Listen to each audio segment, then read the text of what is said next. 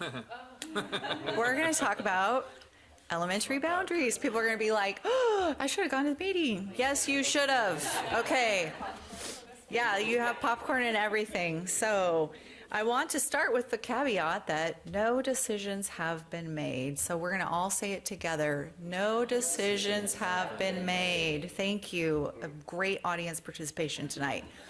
And you're going to see that on several slides because I know someone's going to screenshot something, put it on Facebook, say we made a decision, but you all heard it here. No decisions have been made. So we need to start this conversation. The building's going up. It's amazing. If you haven't driven by, definitely do so. And I have a picture here in a little bit for you. But we've got to get moving on boundaries. And so we've worked with K-World and also like enrollment and IT and pulling all of our kids to kind of start to look at what's going to make sense as we open the new school. Not a surprise to any of us, we have a broad geographic boundary. Not crazy huge like some districts in our state, but it is a fairly wide area, especially when we think kind of north to south. There's a mix of very dense suburban and rural population within our district boundaries. And next fall, as we are all aware, we're going from 2 to 3 schools, so that's necessitating a boundary shift. We're also moving from being K4 to K5 at elementaries. All these little purple blue dots, that is where all of our kids are at.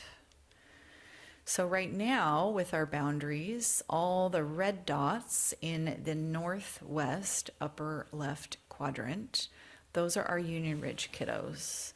And then the blue dots that you see all over the map, those are our South Ridge kiddos. The boundaries were redrawn a number of years back, and you can see the geographic landscape of South Ridge is quite varied and quite big. So we have kids who are on buses for a fairly long amount of time, getting where they need to go. You can also see that the Union Ridge, the population is very dense in these. It's a lot of the housing developments that have gone in. So some things that we typically would consider or think about when we do a boundary revision. And sometimes boundary revisions happen for a new building being built, like in our case, sometimes when a building is being shut down, and other times it's just when the housing has shifted within a community to an extent where we no longer have balanced enrollment across campuses or sort of right sizing based on the actual facility space. So we want to take a look at enrollment, of course, and capacity within a building. So for example, Union Ridge has the most capacity. So as we're thinking about boundaries and thinking about where new developments will be, we want to be mindful to consider for the future that probably people are going to move into what is probably going to be the Sunset boundary and the South Ridge boundary more than in what will probably be the Union Ridge boundary. So we need to think about that. And then the flip of that, right, being that it has the most space. It has the most classrooms of the 3 campuses. It's helpful to balance enrollment because when we're thinking about lunch service, kitchen space, how many pairs at recess, all of those things, it is helpful to balance where we can. We also want to take a look at the socioeconomic makeup when we're possible to do that. We have diversity within our community, but less so than many other districts. So I think we could pull kids from pretty much everywhere, and we'll get a range of students at our schools. We also want to make sure that we have high quality resources at all sites.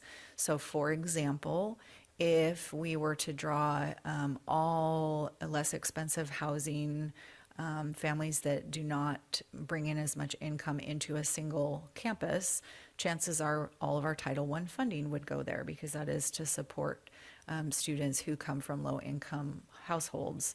And then when you do that, then you have a few folks who are at the other school typically who then have no support because of the way that we've divided up and where the funding follows.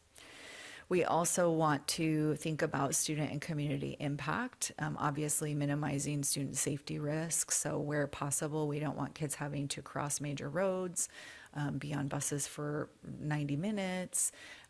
We want to be efficient with our transportation. So If K-Rural was here, they would say, we want to make sure that however we draw the boundaries, it's not just a street, because then you end up with kids on one side of the street at one school and kids on the other side at a different school. And that means 2 buses have to go down that street, which is not efficient. So we want to minimize bus and car travel time for students wherever possible, keeping neighborhoods, subdivisions, apartment complexes together. That really does support a sense of community within the neighborhood or within the development. Those are the kids that play together, often see each other at the bus stop. So we want to encourage that kind of neighborhood connection.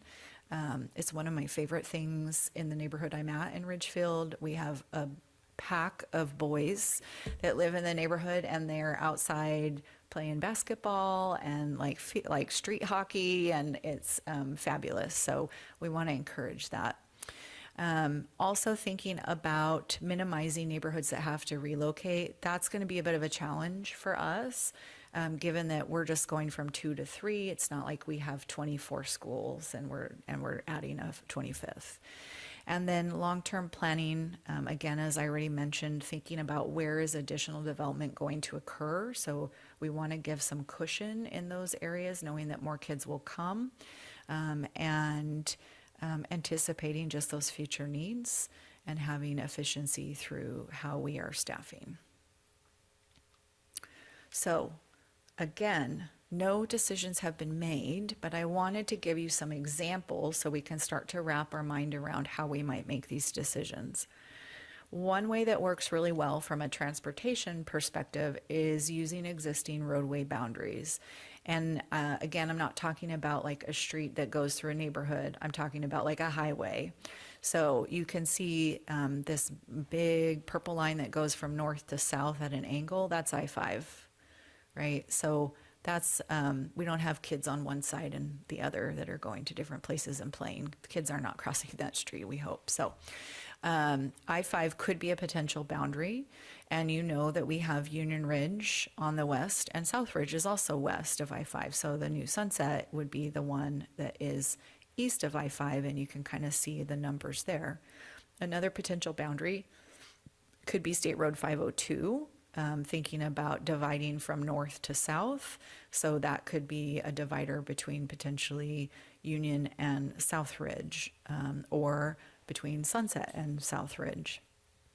If you cut up the district in this way, right, you end up with 4 quadrants: northwest, northeast, southwest, southeast. But the challenge here is 62% of our K-4 current population is in that northwest quadrant. And the reason why we're looking at the current K-4 is all those kids are staying where they're at next year, right? Or they're going to the new school, but they're going to still be at elementary school. So they're rolling up to 1st through 5th grade. Kindergarten is always a little bit of a gamble as we think about where those kids are going to be coming from. So you can see the numbers here, 907 in that sort of Union northwest corner, 155 in the southwest where South Ridge is located, 209 in the northeast, which is where Sunset is located, and 192 down in kind of that Mount Vista, is that Donna's area? Donna's quadrant is over there. So again, you can see this would not work as a boundary. So if we're not going to use roadways, well, then what do we use? One other option is to look at neighborhoods. And again, I want to say no decisions have been made. It's on every slide.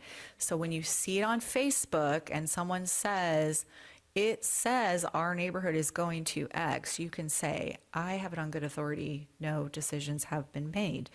So this is just an example to show you as we think about developments and neighborhoods, because again, from a transportation and an efficiency standpoint, this is a really helpful way to think about it. We also, of course, want to think about having neighborhoods go to the school that is closest to them, the idea of a neighborhood school. So where possible, we don't want kids to have to ride a bus past one school on their way to another one, right? We can't completely help that, but you can get a sense here about how we might divide it up. And then if you look at the bottom, the totals, doing this by neighborhoods, this is just one potential option. You could see we'd have 481 at Union, 435 at South, 498 at Sunset. Now, that does not include the incoming kindergarten students. So we know that those are all going to go up a bit.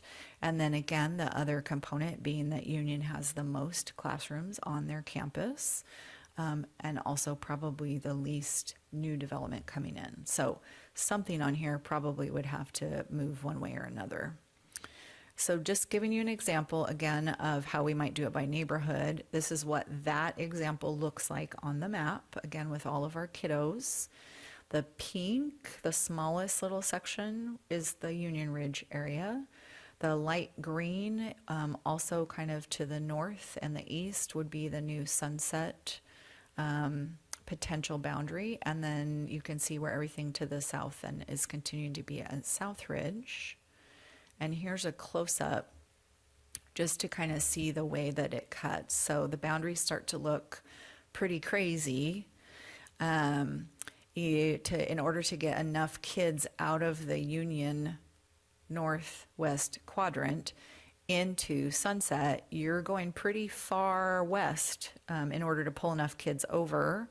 And then it also shows you how far north you have to go to pull enough kids into South Ridge. So again, this is just one example. These are some suggested guiding principles. And I wanted to give some space and time for the board to have some dialogue, I hope, about these. Certainly, we're going to consider all of these, but when it comes down to the tough decisions, often it's a matter of what the priority is. Is the priority that we're promoting neighborhood communities and minimizing distance? Is the priority transportation efficiency? Is the priority the number of students that have to move boundary? Is the priority getting a decision done quickly so people can plan ahead? So these again are just suggestions. And I know everyone will be shocked, but there'll be a survey coming soon to ask community members what their priorities are around these guiding principles. But before that comes out, I wanted to open it up for the board to have some conversation because this is the first time that we are diving into this topic. And so I would love to have some guidance from the board around what you're hoping to see through this process. Just a few quick call outs. The considerations, principal slides, are those your expertise, Jenny, or is those WASDA recommendations? Like, where do those? I just did some research and then compiled it. Secondly, Union Ridge is our highest capacity, but the delta between our current South Ridge and Union Ridge student body's fairly significant for two schools. Like, how did we get there where the smaller occupancy school is the school that has about 100 kids more crammed into it? Yeah. Yes. How did that happen? With the last boundary revision that was done. Okay. Yeah. So when Sunset and View opened, right, and we pulled fifth graders out, there was, I think, a revision around that time. And I believe you can even go back still to the old slides where it shows the numbers at the time. But what's occurred since then is every year Union Ridge has been decreasing and South Ridge has been increasing because of where the developments have gone in. So it's seems to be getting worse, not better in that regard. So this is a good time for us to redraw and try to be thoughtful. It's always a crystal ball. We can't always exactly know, but we do know that we have a very dense downtown, the Heron development up on the hill, and so we need to be thinking about a lot of these other neighborhoods that, you know, perhaps are closer to Union Ridge than the new Sunset, but we may need to push over into Sunset in order to balance the campuses. Just a couple more housekeeping for like who's going to be at the table to help you make this decision, and just for ultra clarity, this is a board approval for boundaries. Yeah. So ultimately, the board is going to make the decision. Sure. Okay, that's all I got.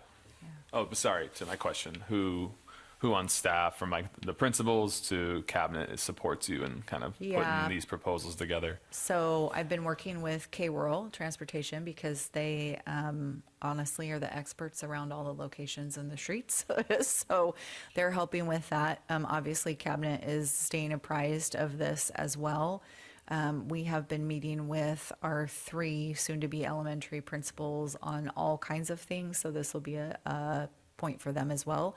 But honestly, I'm hoping to get some feedback in the survey around what the priorities are, and get ideas from the community, and then we will come back to you with a recommendation. And one last thing, ideally, this decision is in place by when? I would love to have this done in a next couple of months. We will begin staffing process in January. And in fairness to our staff, many of whom live in our community and have children in our schools, I'd really like to be able to let them know where the boundaries are. It may assist some folks in making personal decisions about whether they want to transfer to a different building or stay in their current existing building.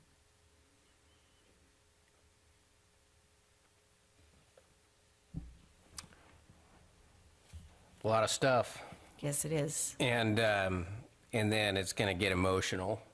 Always does. Yep. What's going to happen when somebody doesn't like where their kids are going to school now and wants to get move? I'm going to give them your number.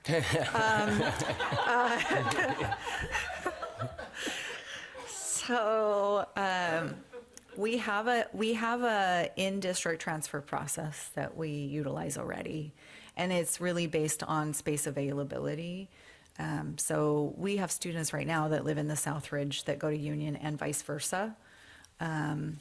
We don't deal with this as much as many communities because we have only one intermediate, one middle, one high school. So there's really no transferring to be done at that point. But we do make accommodations. When we do an in-district transfer, families are responsible for the transportation. So it doesn't impact like our bus route system and all of those kinds of things. But again, the hard part with these is often, just like with cell phones and pouches and attendance changes, there is a lot of emotion that comes out initially. And my ask would be that we give it a shot. We have amazing teachers. We have amazing elementary principals, and we are taking good care of our facilities.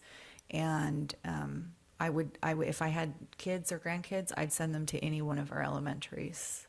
I wouldn't bat an eye. So I just encourage people to consider sticking with wherever the boundary is at, and please consider putting your child on the school bus, because that would alleviate a lot of the traffic congestion that causes a lot of challenges for everyone in the community. Yeah, I think, whatever the boundaries get decided, that we just have a very consistent approach to it, and then follow the rule, right? And I think that's where it's hard, a certain family has a certain situation, and then they get acceptance, and then you just start to snowball out of that, and it's hard to catch up with it once it's, so just, having, just like with the attendance, having some good guidelines that we can explain to parents, and all parents will definitely help with that. But my main thing is transportation's a big one. We got to be efficient with that, and make sure that you kind of get those buses, because you're right. Like, there's going to be some long bus rides, and that's not good for anything. Yeah. So minimizing that as much as possible. Yeah. I will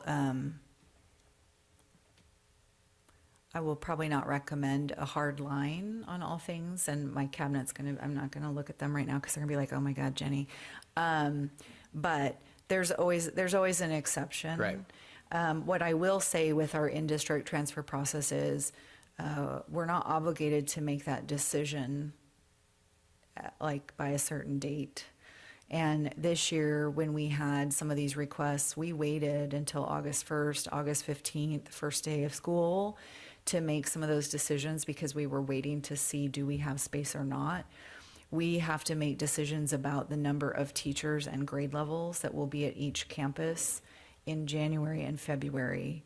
So at that point, we're staffing based on those numbers that we have from the boundaries, and there is limited ability to have space because we're going to staff things as tightly as we can, again, because we're being fiscally responsible and wanting to have comparable and equitable services at all 3 campuses next year.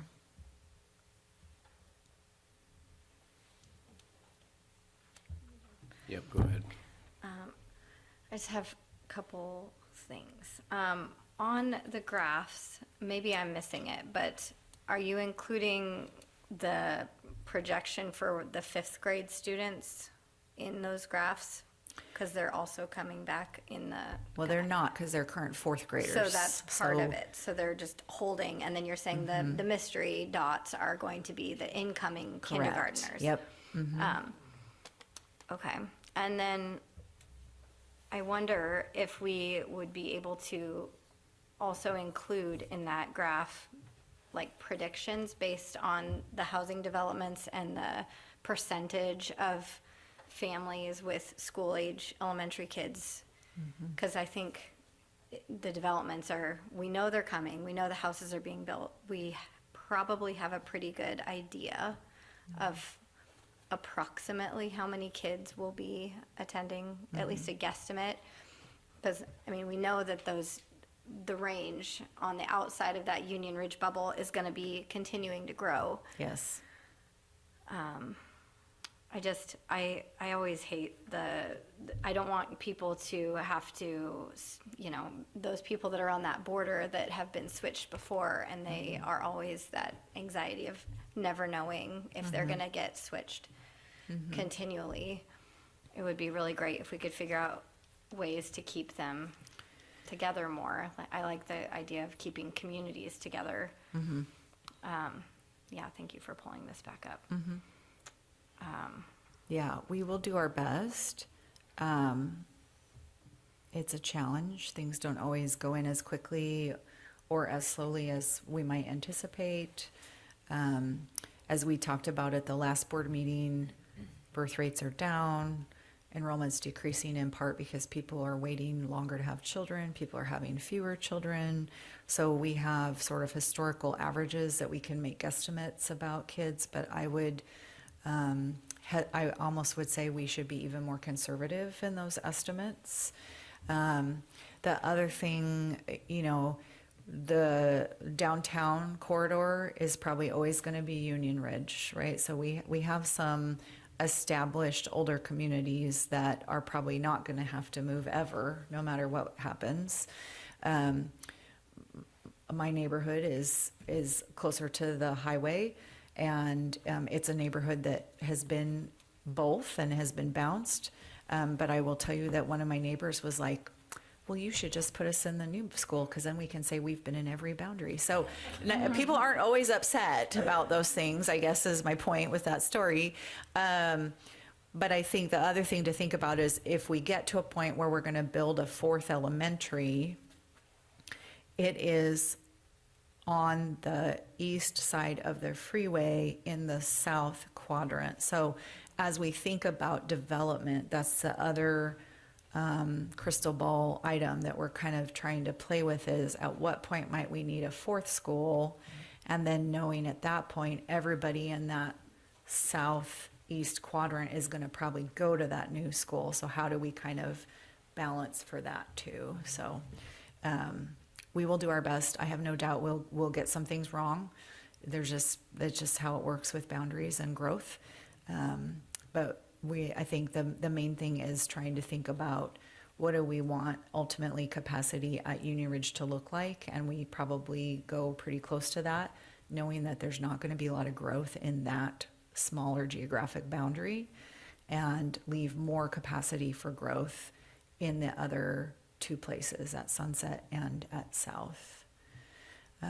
We do already own property for a fourth elementary in that southeast quadrant, so that's, down the road on the horizon maybe. The other piece was there was, I think, always an intent to finish out Southridge with a further addition. As you know, the building B at Union Ridge is a 2-story facility. The one at South is only a 1-story. So that would be another potential project down the road, depending on how the community wants to address growth. Is this something we can talk about during the strategic planning meetings? We have so much work to do with strategic planning that I would be hard pressed to include this. Okay. In terms of process, are you looking for us to provide input in terms of what are the priorities to consider for decision-making, looking at survey feedback from people, and then coming up with your recommendation based on that, or will we be looking at various scenarios that would get us to where we need to be? Yeah, what I would like to see, given the other work that we have going on right now and the timing, is I was hoping to get some feedback from you all this evening around what's most important to you in considering these ideas. And then obviously we'll wait and see what kind of response we get to the survey. And then I will come back to you with either a couple of options for conversation, potentially another round of surveys, but ultimately bringing you probably a recommendation with rationale behind it. Okay. In terms of input from me, in terms of priorities, some of the things that jump out to me are also being efficient around transportation. I love encouraging families to put their kids on buses, and I love the idea that the bus rides won't be ridiculously long. And I also know many families don't put their kids on buses, so just being thoughtful and mindful of that. I would say also limiting student movement as much as possible, long-term solutions so that we're not having to redraw people constantly. The multiple siblings and school relationships is very real. And that's a loss for people who do have to move. So just being thoughtful about that as much as possible. And then the other piece that jumps to me as well is really looking at making sure that socioeconomically we're making sure that we have even schools. While our funding and our resources from the district going out to each of the schools would match per pupil. I know that PTOs and PTAs have a huge impact in all the fun extra stuff that happens as part of schools' communities. So I just would want to make sure that we're being thoughtful about that as well. Great, thank you. And I may have to not provide input on this particularly specifically because your map had my kid moving, so I know. I'm just gonna say this is really it's a big deal for families, and so I just recognize that it's a hard thing to be talking about. Totally, yeah. I do want to just reiterate that there's going to be movement. We're not hiring new teachers for Sunset. It's existing South and Union teachers and paras and secretaries and administrators. And so whether you stay in the same school next year or you go to a different school, chances are the staff's going to be different either way. And no decisions have been made. And no to decisions reiterate have been that. made. Yes, yes. The example map. Yes, thank you. For sake of feedback, I'll just add, I think 5 and 6, just safety and efficiency for our kids. I want them on buses less and in classrooms and back home sooner, more than long bus rides. I think everything on this list is worthy and important, but I would stress efficiencies and less time on the road for our kids and more time in the classrooms and more time back home. Okay.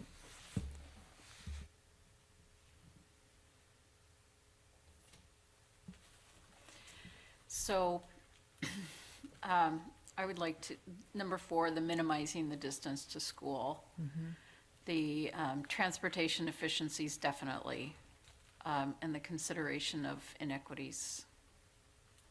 And also the changes made, number 1, for the long-term solutions, so that we, like you said, so that we don't have to do this in another few years, although we might, because nobody has a crystal ball. And we don't know what's gonna happen in our community, Yeah. so. Thank you.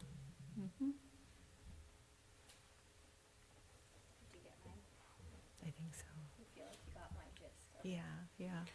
I was part of the last boundary move, and that was like, it didn't make a lot of sense to me, but then it made sense to me when they kind of explained it, like, we're moving neighborhoods that we know are gonna move again. And Times. and that was the rationale for that. Like, they went into Bellwood Heights or whatever, and they went into a neighborhood and said, we're moving to South Ridge. I'm like, they're right by Union Ridge, but they're gonna end up being, that was kind of the mindset. This is so above my pay grade that I'm gonna trust that. Simplistically, I would 3 schools and just radiate out until you get your numbers. That's how I would do it, but, I'm just a landscaper, so. This is why you guys get I think Yes. KWRL is gonna help a ton. It's their business about making routes, and I think it's been pretty loud and clear that transportation's big, from the cost and from just time and Yes. efficiencies, so. Yeah, absolutely. Okay, any other feedback from the board? Okay. Thank you. See, that didn't hurt too much. Okay.